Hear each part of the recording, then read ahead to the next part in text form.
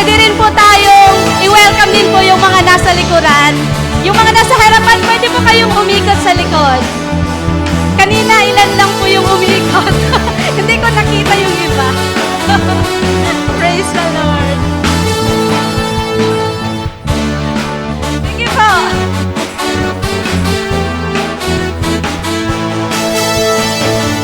Okay. Hallelujah.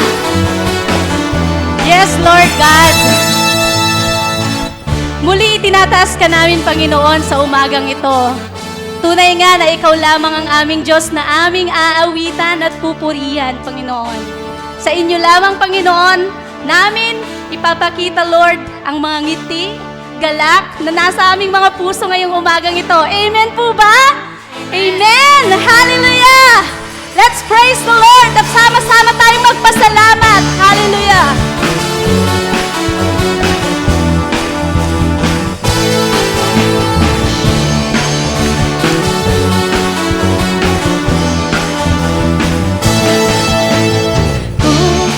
Mamasdan ang kalawakan, hindi ko maunawaan ang dahilan kung bakit ako'y pinili mo tinalagaan. Di ko kayang isipin, hindi ko kayang sukatin ang pag-ibig mo, Jesus, na siyang binigay sa akin.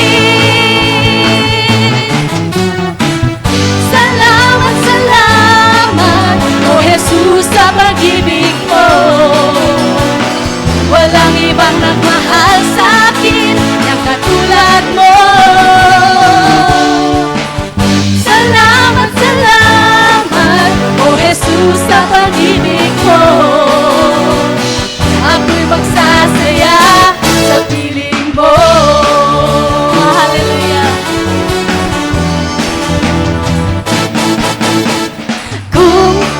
Subukan o kagipitan, ako ay may lalapitan.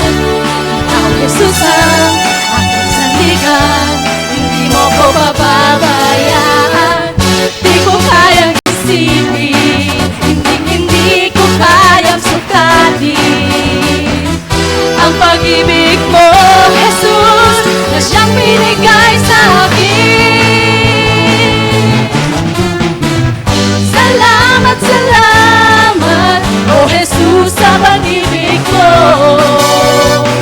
Walang ibang nagmahal sa akin na katulad mo. Salamat, salamat, O Jesus, sa pag-ibig mo. Ako'y magsasaya sa piling mo. Salamat, salamat, O Jesus, sa pag-ibig mo. Walang ibang nagmahal sa akin ng katulad mo.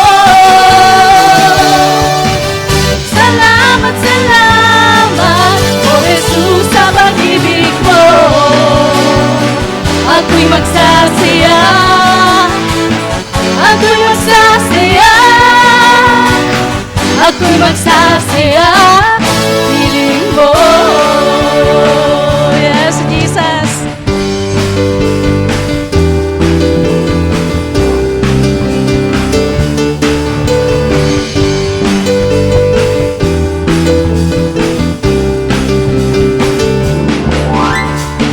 Ang umawi at magpuri sa'yo, aking gamot sa pag-ibig mo. Langit at lupa sa'yo'y sasamba. O Diyos, purihin ka, dakila kang talaga. Ikaw ang hinahanap ko sa buhay kong ito. Pag wala ka ay di makontento. Tuwing sumasamba sa'yo, sagad-sagada ng kasiyahang tunay na nadarama ko.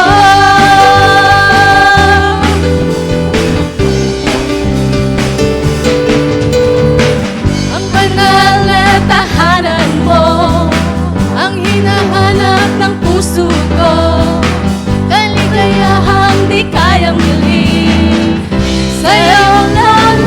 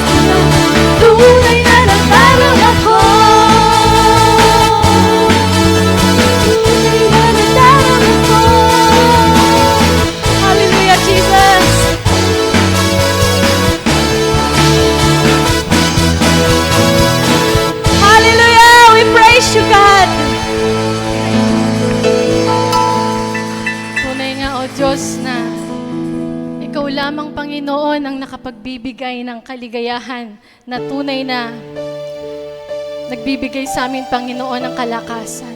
At sa mga oras na ito, Panginoon, alam namin na sa sobrang dami ng mga ginagawa ng mga tao, naroon yung kapaguran. Sabi niyo nga po sa inyong mga salita sa Mateo chapter 11 verse 28, lumapit kayo sa akin, kayong lahat na napapagal at nabibigat ang lubha sa inyong pasanin, at kayo'y bibigyan ko ng kapahingahan.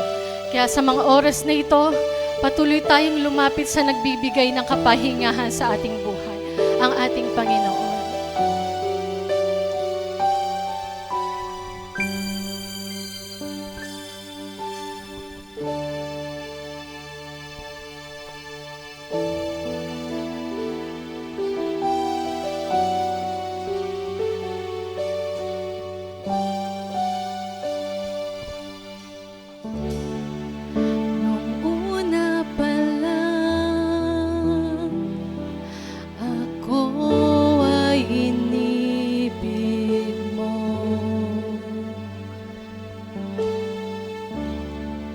Binigay mong lahat, mahanap mo lang ako.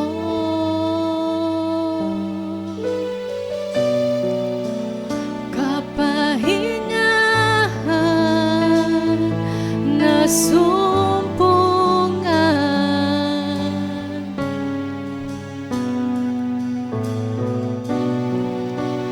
at kagalakan, kalakasan,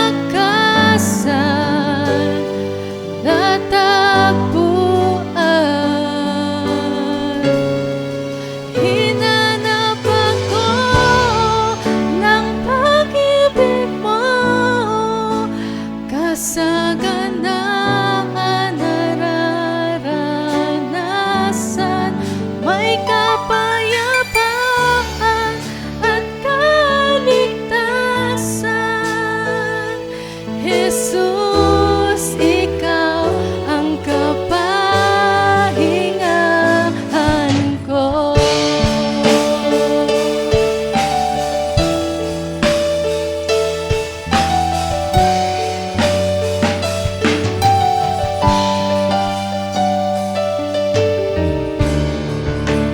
Nalayang buhay, pag-ibig na tunay, sadyang kay tamis,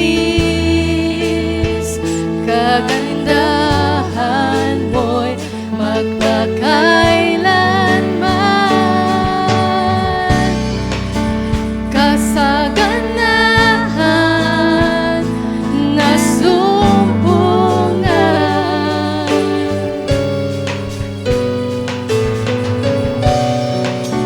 at kagalakan, kalakasan, natagpuan. Hinanap ako ng pag-ibig mo, kasaganaan nararanasan, may kapayapaan at kaligtasan.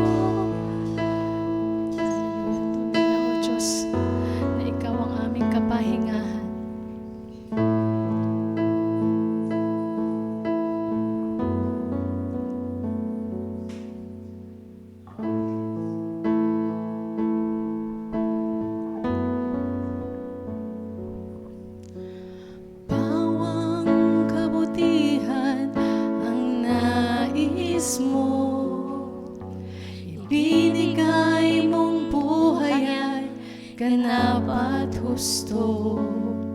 Sa landas ng pagbabago, katuwiran mo ang lalakaran ko.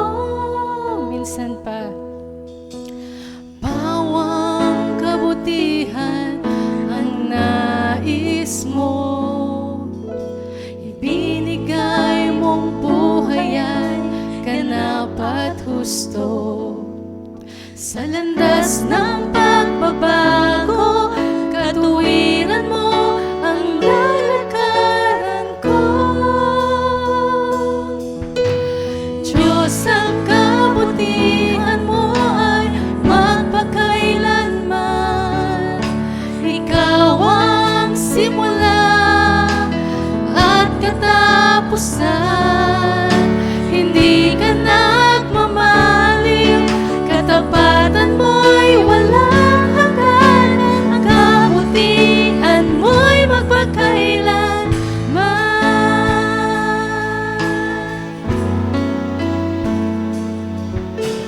Diyos, ang kagandahan ng kalooban mo, naglalarawan ng dakilang pag-ibig mo. Sa landas ng pagbabago, katuwiran mo ang lalakaran ko. Diyos, ang kabutihan mo ay magpakailanman. Ikaw ang simula at katapusan. Hindi ka nagmamaliw, katapatan mo'y walang hanggan. Ang kabutihan mo'y magpakailanman. Diyos, ang kabutihan mo ay magpakailanman. Ikaw ang simula at katapusan. Hindi ka nagmamaliw, katapatan mo'y walang hanggan. Ang kabutihan mo'y magpakailanman.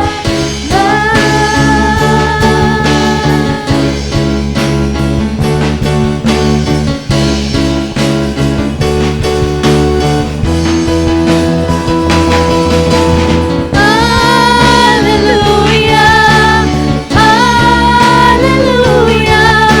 Purihin ka, O Diyos, magpakailanman. Hallelujah, hallelujah.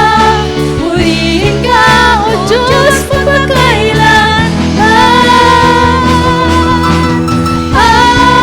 Hallelujah, hallelujah. Purihin ka, O Diyos, magpakailanman.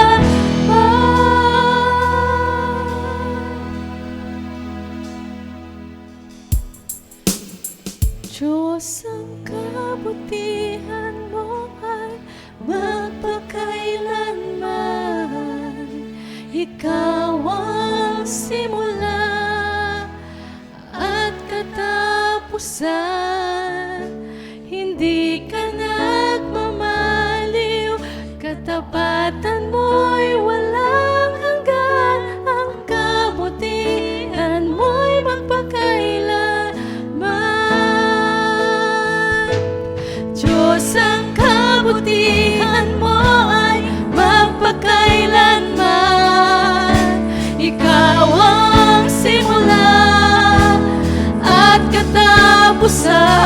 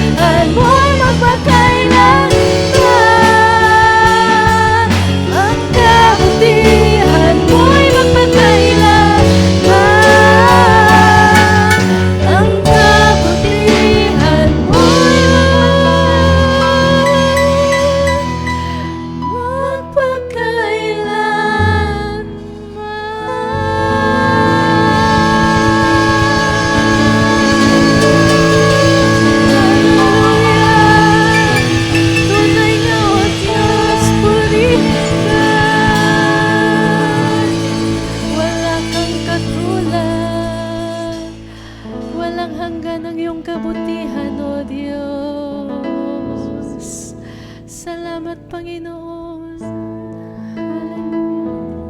Hallelujah. Salamat, Panginoon, sa iyong kabutihan na walang hanggan, O Diyos.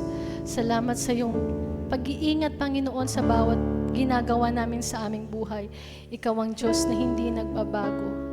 Tunay nga, Panginoon, na inilalapit namin, Panginoon, ang aming mga sarili, Panginoon, sa umagang ito. Ikaw lamang, O Diyos, ang tunay na aming papupurihan, sasambahin at dadakilain, Panginoon. Ikaw ang Diyos na makapangyarihan sa lahat. Sa iyo ang katagumpayan, Panginoon, ang gawain ito sa pangalan ni Jesus. Amen.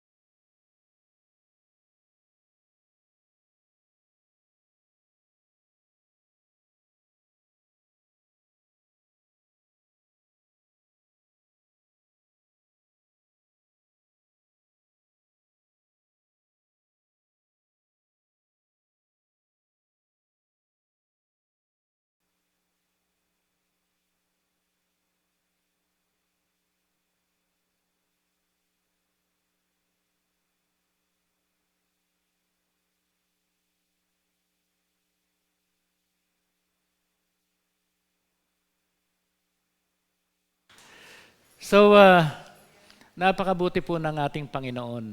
Amen. He allowed us to be here because this is the day that the Lord has made for you and I. Maraming salamat sa Panginoon, sa kanyang kabutihan, for His goodness. Napakabuti ng ating Panginoon. At sa pagkakataong ito ay lahat po tayo dito ay very smooth, well, fine, okay. Sino ba dito ang may mabigat na burden? Palagay ko po wala.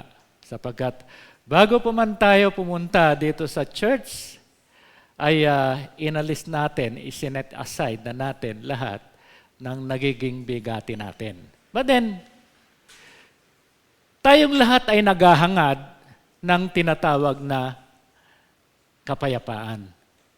Amen ba? Okay. Kung kayo ay tatanungin kayo, kung halimbawa, kayo ay maninirahan at pupunta sa isang lugar na very safe, no? At peaceful na bansa, pupunta ba kayo doon?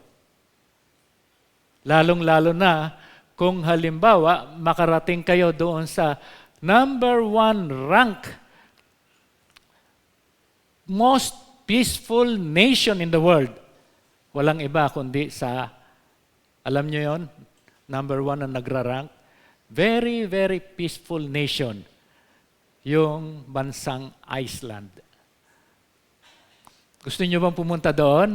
Peaceful doon. Okay. Pero, I don't know kung talagang maraming yelo doon. Ha? So, yun nga ang sinasabi natin sa ating sarili. Every one of us needs a peaceful life. Every one of us needs that we live on a place where there is peace. Kung halimbawa, ang bawat isa sa atin ay manirahan, lalong-lalo na sa isang bansa na maraming issue, maraming problema, hindi lamang sa gobyerno, okay, problema rin sa mga tao. Okay. At kung doon kayo titira, lalong-lalo na kayo ay maninirahan sa number 115 peaceful nation in the world. Pang number 115 papayag ba kayo? Pumayag kayo. Sapagkat yung 115 na yon ay ang ating bansa. Hindi maaring hindi kayo pumayag sapagkat kayo ay nandito sa ating bansa. So, ang sinasabi natin dito, gaano man ang lugar, ito man ay masalimuot. Ngunit tandaan natin, it is not the matter kung saan tayo nakatira. Ang tinitingnan natin dito, yung peace na meron tayo. Even though lahat ng bagay sa ating kapaligiran ay magulo, maraming problema, totoong apektado tayo. Totoong kasama tayo. Pero tandaan po natin, kung tayo po ay mananampalataya and we have God in us, there is peace. Sapagkat God is peace. And we are very confident. Kung yung peace na yan ay nasa atin, this peace will guard our hearts and it will guard our minds. Yang peace na yan na nasa atin. Kung kaya't, ang mensahe ng ating Panginoon ay sinulat ni Apostle Paul patungkol sa church sa Philippians, sa Philippi. Okay. Sapagkat mayroong gustong iparating si Apostle Paul sa mga taga-Philippi. At ang mensahe ng ating Panginoon ay, mensahe niya sa atin, the secret of peace. Ano ba talaga ang sekreto ng peace o yung kapayapaan? At yan po ay ating pong nakikita sa ating passage sa Philippians chapter 4, verse 6 to 19, and may request everyone na tayo po ay tumayo in the reading of His Word. Okay. Sabi po sa Philippians chapter 4, verse 6 and 9, halawin po natin ito sa King James Version. And sabi doon, kung pwede po, sabay-sabay po tayong magbasa. Be careful for nothing, but in everything by prayer and supplication, with thanksgiving, let your request be made known unto God. And the peace of God, which passeth all understanding, shall keep your hearts and minds through Christ Jesus. Finally, brethren, whatever things are true, whatever things are honest, whatever things are just, whatever things are pure, whatever things are lovely, whatsoever things are of good report, if there be any virtue, and if there be any praise, think on these things. Those things which ye have both learned and received and heard and seen in me, do, and the God of peace shall be with you. Manalangin po tayo. Maraming salamat, Panginoon, sa pagpapala ng inyong salita sa aming kalagitnaan. And we just thank the Holy Spirit in our place, O Father God, to hover in this place. Lord, maraming salamat po sapagkat ang kapayapaan po ay patuloy pong naihahayag sa aming kalagitnaan. Ang inyong salita na patuloy na magbibigay sa amin sa kapayapaan sa pamamagitan ng iyong pag-ibig. Panginoon, Ikaw ang manguna, Ikaw ang makita sa aming kalagitnaan at patuloy po, Panginoon, Ikaw ang maitaas sa aming kalagitnaan. Ito po ang aming panalangin sa makapangyarihan at banal na pangalan ng aming Panginoong Jesucristo. Ang lahat ay magsasabi ng Amen. Sige po, magsiupo po tayo at marami pong salamat.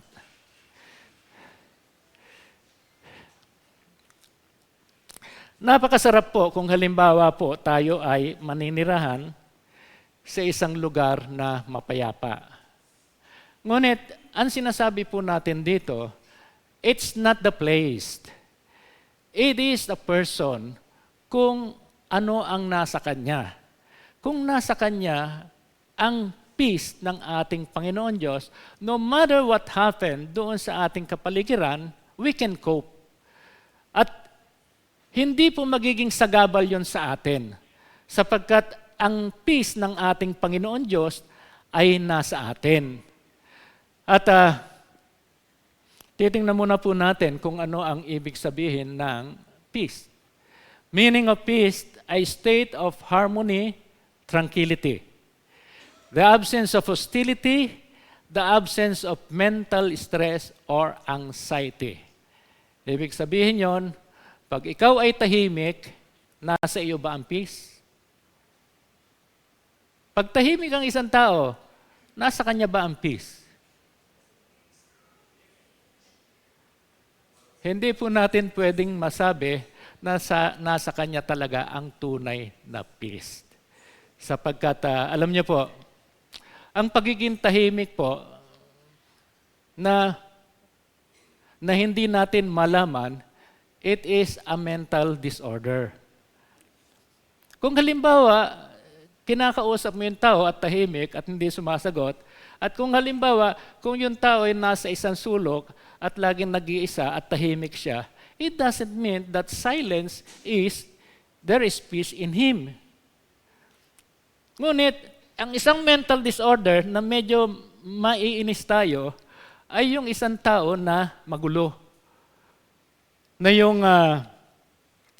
yung laging sumisigaw, kaunting laging may reklamo.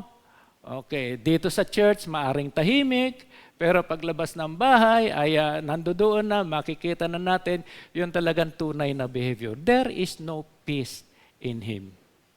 There is no peace in her. Kung kaya't, ang sinasabi dito sa meaning ng peace natin, state of harmony, tranquility. Nandoon yung tinatawag na calmness. Sino ba dito ang calm? Pero ito sa dictionary ito. Sa Bible po, in the Bible, the word peace is used to translate shalom. Napakaganda. Shalom. Ibig sabihin, God of peace. Nandoon yung completeness, soundness, welfare, at ang shalom ay peace. Sa salitang Grego naman, Irene, sabi dito, often refers to the inner tranquility and poise of the Christian whose trust is in God through Christ. Ibig sabihin, yung peace ay hindi panglabas. Ang peace ay nandito sa loob. Inner tranquility. Mayroong kapayapaan. Madalas nga, medyo sumasagi sa aking kaisipan, yung nakasama ko doon sa Saudi. Wala naman siyang problema, pero laging aligaga. Hindi mo malaman kung bakit minsan laging nagmamadali, minsan laging may inaayos, minsan akala mo maraming problema. So, I believe na wala sa kanya yung tinatawag na peace. Okay. And truly, indeed, yung peace ay makakamtan lang natin yan kung tayo ay mayroong Kristo, kung tayo ay may Diyos sa ating puso. So, ito, isinulat ito ni Apostle Paul sa mga Philippians sapagkat mayroong reason kung bakit niya sinulat itong portion, itong passage na ito para sa mga taga-Philippians. Ngayon, minsan may mga tanong tayo sa ating sarili. Okay, meron nga tayong peace. Nasa atin nga ang ating Panginoon Diyos. Pero how shall we maintain yung peace na yan na nasa atin? Hindi po yung peace na sa simula lamang at pagkatapos nito ay wala na. Nandoon na tayo sa disorder ng ating behavior. So, the question is this. How can we maintain yung peace of God na nasa atin? Sapagkat,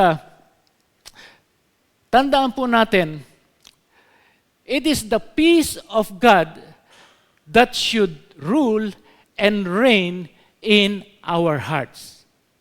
Dapat yung peace ng Panginoon ang magro-rule sa ating buhay, sa ating puso. Ngayon, ang passage na to, there are two important things na dapat po natin malaman so that we may possess peace. Dalawang importanteng bagay na makikita natin dito sa ating passage. Important things in possessing peace. Peace comes through prayer, and peace comes through optimistic, worthy thinking. Sabi doon, comes through prayer. I believe na lahat po tayo bilang mananampalataya ay nananalangin. Hindi na po iba sa atin yung pananalangin. And this should be, sasabihin natin na ito ay automatic sa atin sapagkat nung tayo ay nakakilala sa ating Panginoon, tayo ay dumulog sa isang panalangin na kung saan tumanggap tayo sa ating Panginoong Hesukristo. Ngunit, tingnan muna po natin, important things in possessing peace, tingnan muna natin yung number 1. Peace comes through prayer. Sabi dito, there is a charge. Hindi yung pang-charge ng baterya ng cellphone na there is a charge or there is an instructions or there is a directive na nanggagaling kay Apostle Paul para dito sa mga Philippians. There is a charge, be anxious of nothing. At yung susunod, there are remedy for anxiety and worry. Nandoon yung prayer. In Greek, produce. Yun ang pinakinggan ko ang yun. Produce, sabing ganon. Tapos supplication, thesis, thanksgiving, Eucharistia, request, ay temata. Okay. So, there is a church. Mayroong reason si Apostle Paul kung bakit kinakailangan sabihin ni Apostle Paul doon sa mga Philippians yung sinasabing, be careful for nothing. Do not be anxious of anything. May nakikita ba si Apostle Paul sa mga Philippians? Okay. Sapagat ang Philippians po, yung mga mananampalataya po, nung umpisa, napakaganda. When they received the gospel, nung nagsisimula pa lang sila, itong Philippians na ito, ang number 1 na sumusuporta at tumutulong sa kanya. But then as time passed by, nagiging iba na ang takbo ng mga mananampalataya sa Philippians. Kaya ito ngayon si Apostle Paul na sinasabi niya, do not be anxious of anything, o sabi sa King James, be careful for nothing. But in everything, by prayer and supplication, with thanksgiving, let your request be known unto God. So, nakikita niya that the Philippian church is troubled. There is anxiety.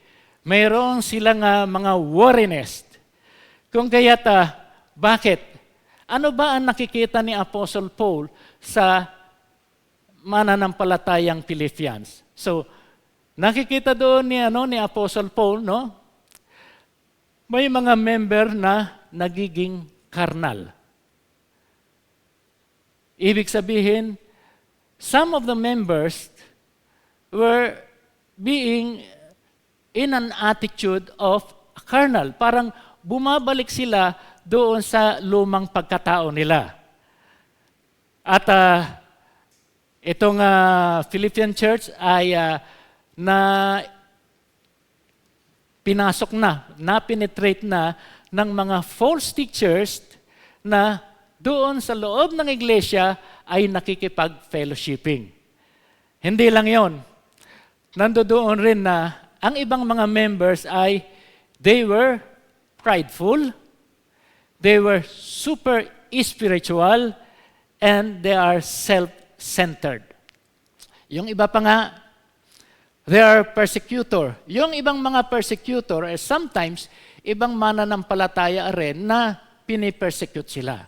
So, this comes to a point na si Apostle Paul ay magsabi sa kanila, do not be anxious of anything. Sapagkat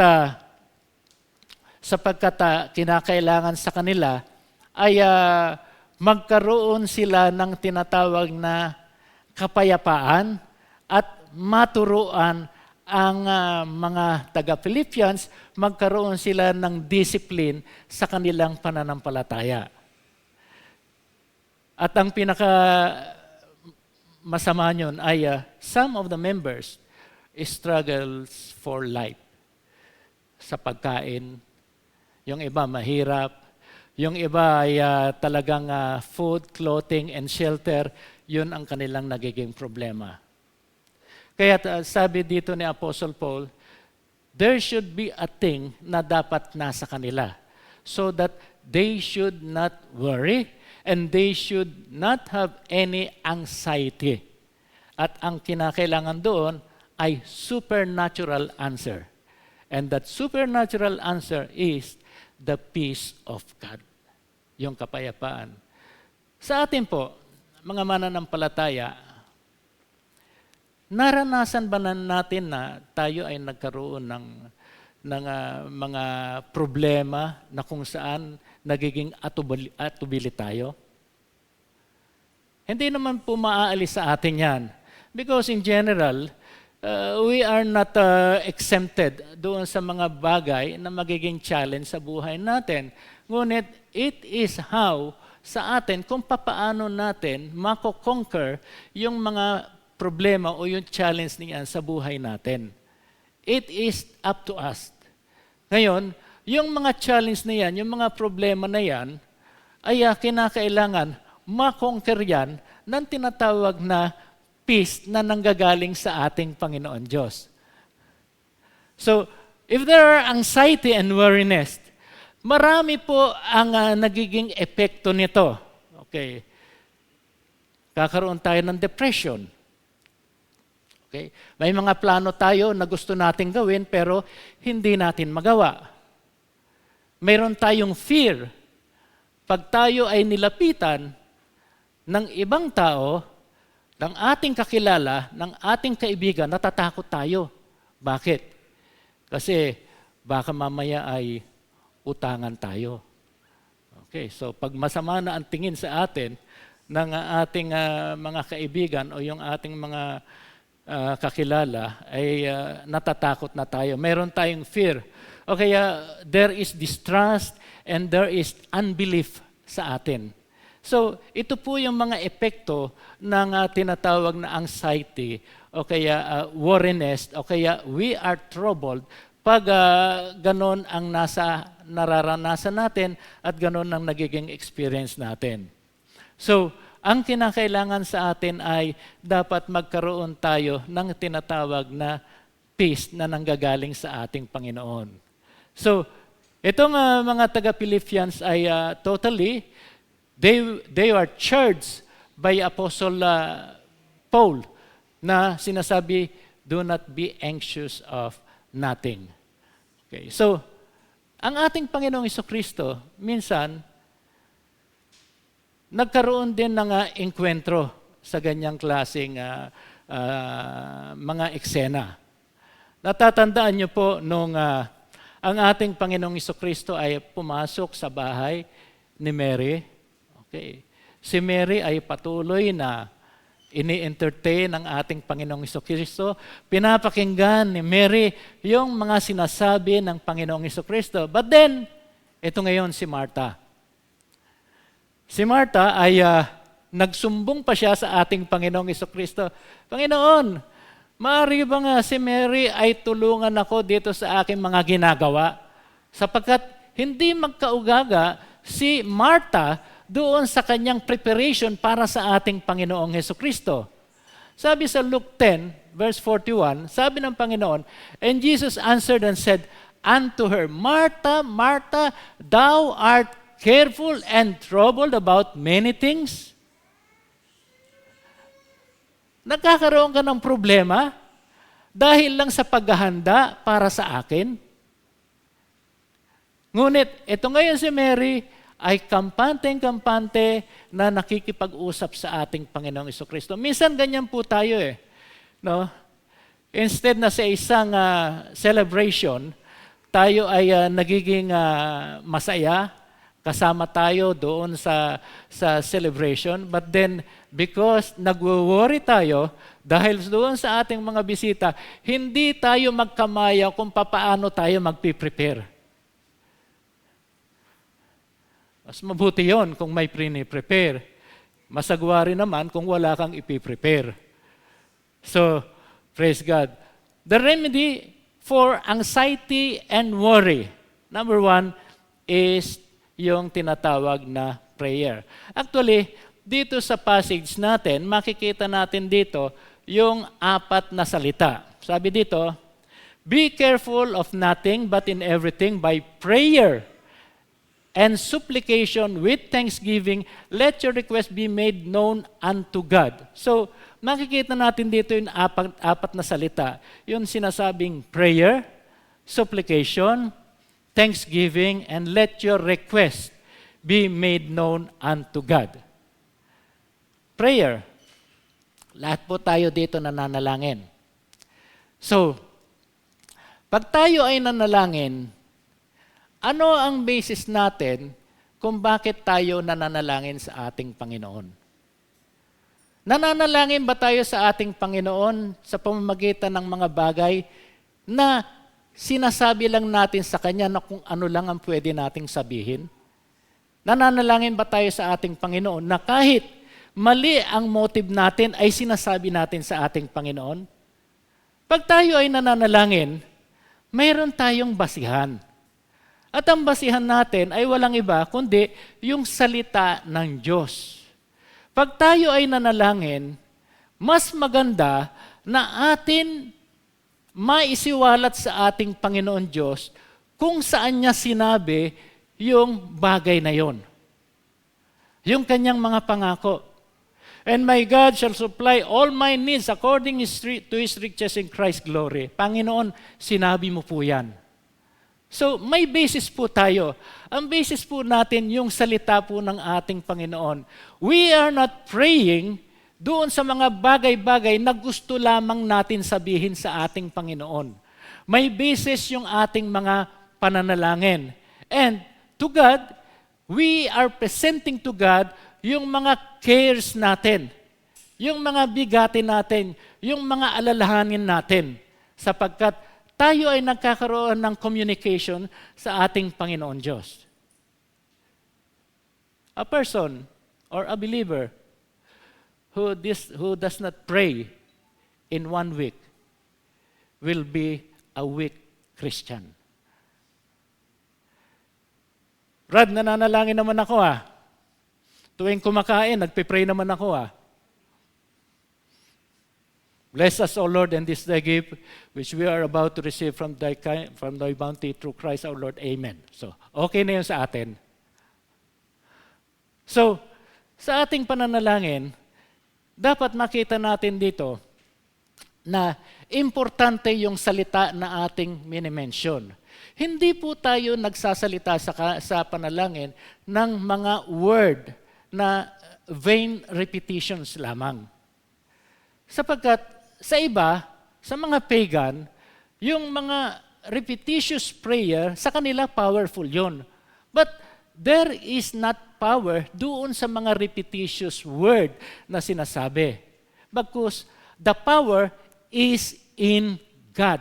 Ang kapangyarihan ay nasa ating Panginoon Diyos. So, yung supplication, sabi dito, refers to the prayers that focus upon special needs. Okay, ito yung mga needs. We feel a deep, intense need, therefore we go before God and supplicate. Pag tayo ay nag-supplicate, pinapanalangin rin natin ang ibang tao. So, napakahalaga na prayer, supplication, tapos lalong-lalo na itong sumunod, thanksgiving. Naalala niyo po yung pinagaling ng ating Panginoong Jesucristo, yung 10 ketongin. Okay. 10 ketongin, nung gumaling sila, okay, nagsipaglayasan na kaagad sila. Ngunit isa lang ang bumalik sa kanya para magpasalamat. Minsan, tayo mga mananampalataya, nalilimutan na rin natin magpasalamat. Kung halimbawa, ang isang pastor, ang isang nag-officiate ng bagay sa atin, nag-officiate ng kasal, nag-officiate ng patay, nag-officiate ng dedication, wala man lang pasalamat. Hindi natin sinasabi na pag halimbawa, ang mga pastor ay nagkaroon ng ganitong mga klaseng nag-officiate, hindi natin sinasabi na ito po ay binabayaran. Sapagkat sa Kristiyano, yung paglilingkod ay walang bayad. Sa ibang relihiyon, may bayad po yan. Pero sa Kristiyano po, wala pong bayad yan. Ang pinakabayad lang doon sa mga nag-officiate ay pasasalamat at pananalangin. Maraming salamat, brother. Okay yun, pasasalamat. It is well accepted kung halimbawa magpasalamat. Hindi kinakailangan ng isang pastor, ng isang tagapaglingkod na siya ay humingi ng bayad. Ang paglilingkod po sa ating Panginoon Diyos, walang bayad po yan. Sapagkat yung kaligtasan na tinanggip natin ay walang bayad, libre po yan. Kung tayo ay maglilingkod, ito ay walang bayad. Hindi po binabayaran ang paglilingkod natin sa ating Panginoon. Therefore, being thankful, it shapes our heart and our thinking so that we can took a deeper things of God. Ang thanksgiving po ay napakahalaga sa atin kung tayo ay magpapasalamat sa ating Panginoon. Sapagkat in everything, dapat tayo ay magpasalamat sa ating Panginoon. Ano man na nangyayari sa buhay natin, dapat nandoon yung pasasalamat natin sa ating Panginoon. How much more kung halimbawa ang Panginoon ay biniyayaan tayo, pinagpala tayo. Natural, dapat nandoon yung ating gratefulness, yung ating tunay na pasasalamat sa Kanya. Dapat po matutunan po natin yung tinatawag na pasasalamat. Thanksgiving leads us deeper into a deep relationship with God. Kasama po ito doon sa tinatawag na prayer, supplication, thanksgiving. At doon sa request. Sabi doon sa Greek ay themata, means specific and definite request. Ito yung bagay na kung saan ay nagre-request tayo ng special prayer. Para kanino? Para doon sa ibang tao, para sa ating kamag-anak, at ito ay ating itinataas sa ating Panginoon. So, too often, ang mananampalataya, minsan, ay nagiging nag-aatubili ng manalangin sa ating Panginoon ng mga bagay-bagay na minsan ay mga mabibigat na bagay. Tandaan natin, small things, medium things, and large things, pare-pareho po yan sa ating Panginoon. At lahat ng ating prayer, anuman ang prayer natin, ito po ay sinasagot ng ating Panginoon. Bakit tayo hindi sinasagot ng Panginoon? Anong reason? Because of wrong motives. Mali po ang motibo natin kung bakit tayo nananalangin. So, dalawang bagay po. This means two things. We are to walk in God. Itong mga bagay-bagay na ito, nasa atin dapat itong prayer na ito. Itong prayer na ito, supplication, thanksgiving, request, ito dapat ay ating pinamumuhay bilang mananampalataya. And we are to pray about everything. Lahat ng bagay kinakailangan nating ipanalangin natin sa ating Panginoon. So, what is the wonderful promise about the peace of God? Twofold po yan. Sabi dito, it surpasses all our imagination. Okay. Surpasses all our imagination.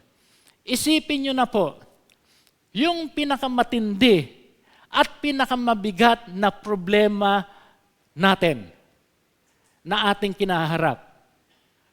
na ating nai-experience.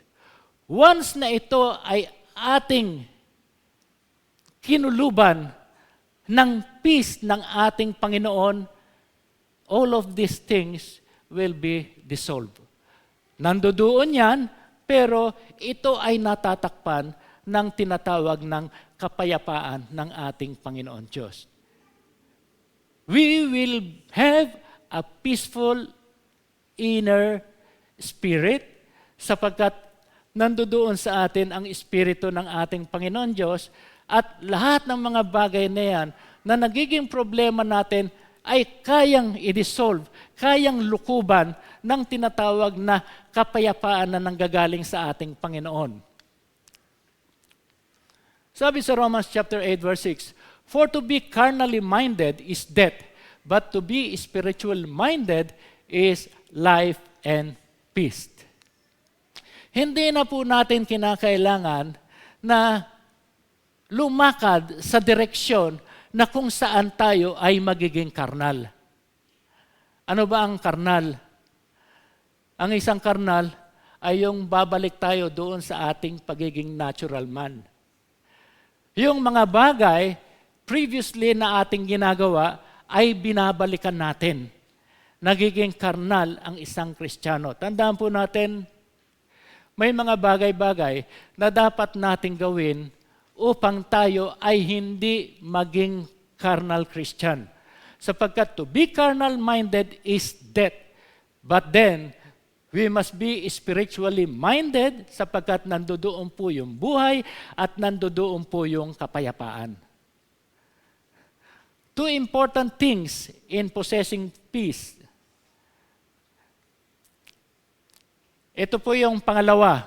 Sabi dito, important things in possessing peace. Pangalawa, peace comes through optimistic, worthy thinking. Ito yung sinasabi doon sa verse 8 to 9. Okay. Dito, ang sinasabi, may sinasabi si William Barclay. Sabi ni William Barclay, sabi dito, "It is a law of life that if a man thinks of something often enough and long enough, he will come to the stage when he cannot stop thinking about it." If a man is thinking something doon sa isang bagay na hindi lamang nasa mahabang panahon, hindi siya makakaalis doon sa mga bagay-bagay na kanyang iniisip. Para bang, example nito, meron kang isang bagay na nahulog sa isang uka. Okay, sa isang islat uka. Ngayon, ang ginagawa mo, sinusungkit mo yon. Ngunit, kahit na anong gawin mo, hindi mo na makuha yung bagay na gusto mong kunin doon sa groove na nandoon. Ganun po ang tinatawag na mindset ng mga tao na nag-iisip ng isang bagay at habang ito ay tumatagal, ito ay hindi niya na kayang bitawan, hindi niya na kayang iwasan yung pag-iisip doon sa isang bagay na yon. Kaya nga sabi doon sa 1 John 2:15, 16, sabi doon, "Love not the world, neither the things that are in the world. If any man love the world, the love of the Father is not in him. For all that is in the world, the lust of the flesh, and the lust of the eyes, and the pride of life, is not of the Father, but is of the world." Lahat ng bagay dito sa sanlibutan. Ang mga bagay-bagay na ito, tandaan po natin, all of these things will pass away. Napakahirap nga po. Yung minsan, galing ka sa mahirap. Tapos bigla kang nakaangat sa buhay. Noong nakaangat ka, mas lalo ka nang nakaangat. So, ibig sabihin yon, parang confident ka na steady na ganun ang buhay mo. No. Hindi po. Sapagkat lahat ng bagay po ay mayroong katapusan. Kahit na yung iba, na nagpapakasasa sa kayamanan na hindi dapat sa kanila, dumarating ang time na pinagbabayaran po nila yung mga bagay na ganon. Minsan nagugulat tayo, ay si ganito, ay nademanda pala ito, ay nakulong pala to. So, ang lahat po ng bagay ay meron pong katapusan. Lalong-lalo na kung ang gawain ay sa sanlibutan, kung ang gawain ay hindi galing sa Diyos. Tandaan po natin to, mayroon po itong limit. May katapusan po ito. Whatsoever things are true, kinakailangan nasa mindset po natin, nasa isipan po natin, things that are true, things that are real and genuine. Whatsoever things are honest, those things that are honorable, worthy, revered, highly respected. Whatsoever things are just, yung tinatawag na right and righteous behavior. Whatsoever things are pure, tandaan po natin, morally clean, ang kinakailangan na maging behavior natin ay there should have purity in us. Dapat mayroon tayong malinis na konsensya. Whoever things are lovely, pleasing, winsome, kind, gracious, things that excite love and kindness. Tandaan po natin, the believer's thoughts are to be focused upon things that are lovely, things that builds up people and not tear them down. Yung mga bagay-bagay na mabibuild up ang faith ng bawat isa. So, things that are of good report, reputable, high-tone, worthy. If there be any virtue and if there be any praise in any thought, think of these things. So, ang source of power, so that all of this optimistic thinking, itong optimistic thinking, it is another thing na tinatawag na mga positive thinking. Okay. Hindi po masama ang positive thinking kung ang ating mga positive na iniisip ay lahat galing sa ating Panginoon. Minsan, ang iba, nagkakaroon ng positive thinking on their own. Parang sa kanila ay tama ito ay tama, ito ay positive. But then, yung tinatawag natin optimistic, worthy thing, lalong-lalo na yung mga positive things na galing sa ating Panginoon, ito po dapat embedded po dapat sa atin. So, source of power, optimistic thinking is, there is the Word of God. Wala pong dapat, no? Hindi po dapat mawala sa atin yung salita ng ating Panginoon.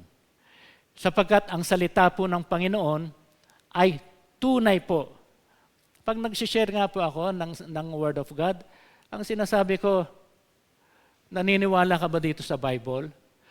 Pag sinabi niyang naniwala siya sa Bible, okay, sige, tuloy tayo.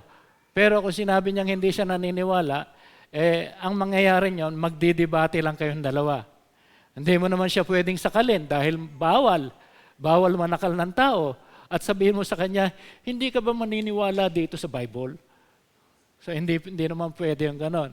So lahat po ng mga bagay ay kinakailangan po, makita po natin na tayo po ay kinakailangan mayroon pong kapayapaan sa ating puso. Hindi po natin maiaalis na sa gulo ng mundong ito ay hindi po tayo maapektuhan. But then even though it affects us, tandaan po natin, nasa atin po ang ating Panginoong Jesucristo. And the peace of God will truly, if it truly reigns and rules in our heart, it will guard our minds and our thought. So conclusion, God offers a perfect peace and is willing to fill us with peace always in every way through our Lord Jesus Christ. Be ready, the peace of God will rule in your heart and lips. Gusto pa natin ng peace na nanggagaling sa ating Panginoon. Amen. Manalangin po tayo. Panginoon, maraming salamat po, Panginoon, sa oras na ito. Lord, I just pray, O Father God, na yung kapayapaan na nanggagaling sa inyo, the peace that is one of the fruit of the Holy Spirit ay patuloy po, Panginoon, na maghari sa bawat isa. Lord, dalangin po namin, Panginoon, that the peace of God that is in us will conquer every burdens, will conquer every anxieties, every worries, and every troubles sa buhay po namin.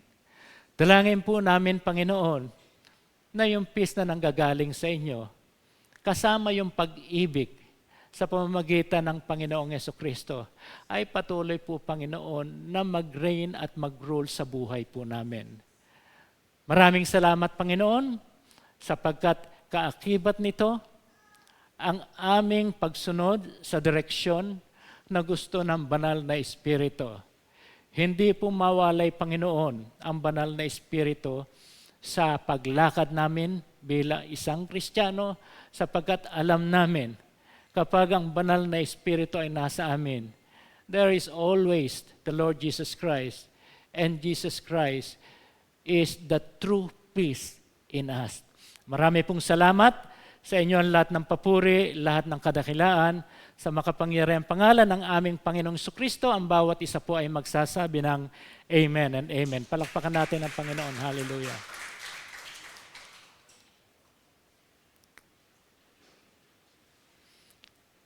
Praise God. Tayo po ngayon ay dadako sa Holy Communion. At basahin ko lamang po yung 1 Corinthians chapter 11 verses 23. Sabi dito, "For I received from the Lord what I also passed on to you.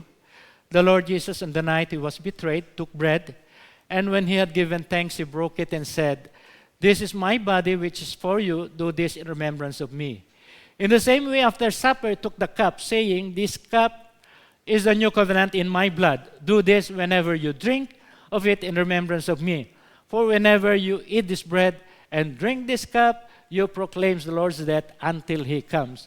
So then, whoever eats the bread or drinks the cup of the Lord in an unworthy manner will be guilty of sinning against the body and blood of the Lord."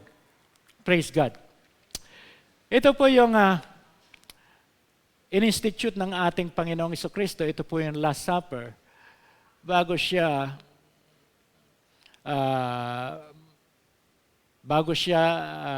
masama at bago siya maranasan yung tinatawag na crucifixion.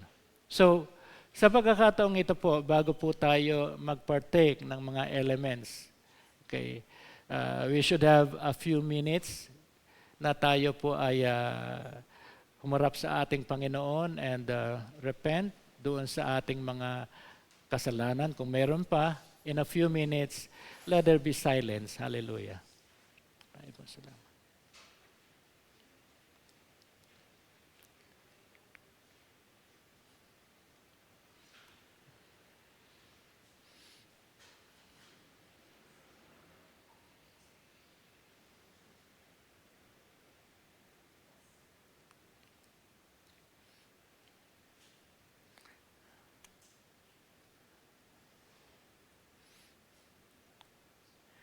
Amen. Maraming salamat, Panginoon, at patuloy po, Panginoon, na amin pong ino-offer ang mga elements na ito, itong bread at itong fruit of the vine of Father God, na pagpalain mo po, Panginoon, at maranasan po namin ang pag-ibig na galing sa inyo at makita namin, ma-remind sa amin ang lahat ng mga bagay na ginawa ng Panginoong Jesucristo sa buhay namin. Lord, maraming salamat po. At kami po, Panginoon, ay tunay na nagagalak sapagkat sa pamamagitan ng Panginoong Jesucristo ay natanggap namin ang tinatawag na biyaya ng kaligtasan. Itaas po natin yung ating portion. On the night he was betrayed, siya po ay tinataas po namin itong bread of Father God, which symbolizes the body of the Lord Jesus Christ, yung kanyang katawan na nabugbog at nagkaroon ng mga pasa, dugo, O Father God. At Panginoon, papasalamat po kami sapagkat sa pamamagitan ng katawan ng aming Panginoong Jesucristo na nabugbog sa krus ng Kalbaryo, ay nakamtan ng bawat isa ang kaligtasan. Marami pong salamat, Panginoon, as we remember all the things that Jesus Christ has done for us. Simula nung siya ay nag-minister, O Lord God, the things na kanyang ginawa in the ministry, yung kanyang mga miracles, yung kanyang kamatayan sa krus ng Kalbaryo at yung kanyang pagkabuhay na maguli. Marami pong salamat, and we thank the Lord as we await for His soon coming. Maraming salamat po, Panginoon, at patuloy na ito po, Panginoon, ay aming tinataas ang elemento na ito which symbolizes the precious body of the Lord Jesus Christ na nabugbog sa Kalbaryo. Let us partake of it.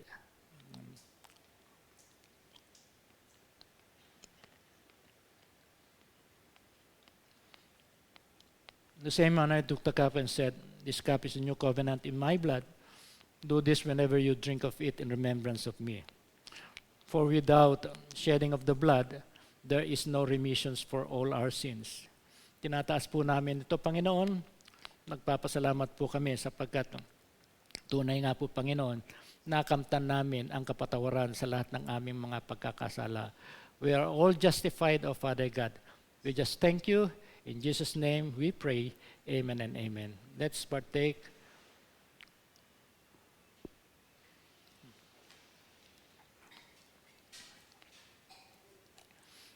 At kung tayo po ay wala ng hawak, ay atin pong palakpakan ng ating Panginoon.